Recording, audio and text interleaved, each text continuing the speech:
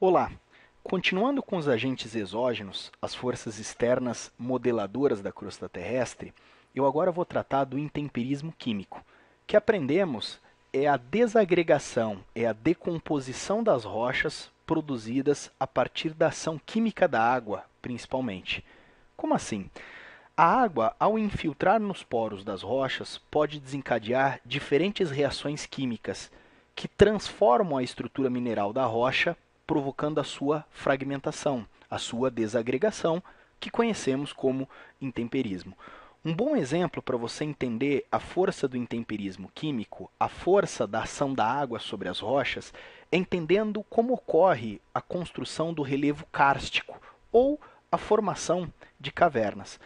As cavernas normalmente elas estão associadas a rochas calcárias ou rochas carbonáticas, que são compostas por alguns minerais mais solúveis à ação da água. Então suponha que aqui nós temos um bloco maciço de calcário. Esse bloco maciço ele está sujeito a uma área de muita chuva, de muita umidade. Portanto, ao longo da evolução geológica da Terra, a água ela vai infiltrando aos poucos nos poros dessa rocha calcária. Alguns minerais que são mais solúveis então na composição do calcário, aos poucos vão sendo dissolvidos pela ação do intemperismo químico. Depois de um certo tempo, aquela rocha que era um bloco maciço, rochoso, acaba ficando no seu interior oca, justamente por conta da ação do intemperismo. Se por algum acaso esse buraco que se formou no interior da rocha apresente uma saída para a superfície, acaba então originando uma caverna. Interessante perceber, né, que era um bloco rochoso maciço e que a água aos poucos foi dissolvendo diversos minerais. Como alguns minerais que compõem o calcário não são totalmente solúveis à água, são mais resistentes, eles acabam então ficando literalmente pendurados no teto da caverna. São as famosas estalactites. E às vezes eles podem pingar no chão da caverna, formando as chamadas estalagmites. Estalactites e estalagmites são exemplos de espeleotemas. Os espeleotemas, eles estão associados então diretamente à ação do intemperismo químico, de como que a ação da água ela é capaz de transformar a rocha calcária formando uma caverna, mas como ela não transforma alguns minerais.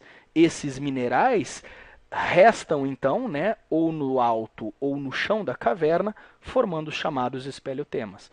Então, interpretando, né, o que eu acabei de explicar, olha só qual seria a ideia. Aqui nós temos um bloco rochoso de calcário, e esse bloco rochoso está situado numa área sujeita a muitas chuvas. Ao longo da evolução geológica da Terra, essa água infiltrou nesse bloco rochoso, formando então algumas fendas, alguns buracos no seu interior, dando origem às chamadas cavernas. Nem todos os minerais que compõem o calcário são solúveis. Por isso, então, aqueles mais resistentes podem ficar pendurados no teto da caverna, formando as chamadas estalactites, ou, se não, pingam no chão da caverna, formando as chamadas estalagmites. Temos dois exemplos aqui, no caso, de espeleotemas. Numa tomada mais abrangente, então, da caverna, podemos perceber a capacidade do intemperismo químico de transformar estruturas rochosas. Não tão importante quanto o intemperismo físico e o químico, também ocorre o chamado intemperismo biológico. Essa é uma fotografia exemplar do que seria ele, né? Repare que temos aqui um bloco rochoso, sujeito à atuação biológica das raízes das plantas que se desenvolveram aqui. Inclusive, esse bloco rochoso está esverdeado por causa do desenvolvimento de musgos, de líquens.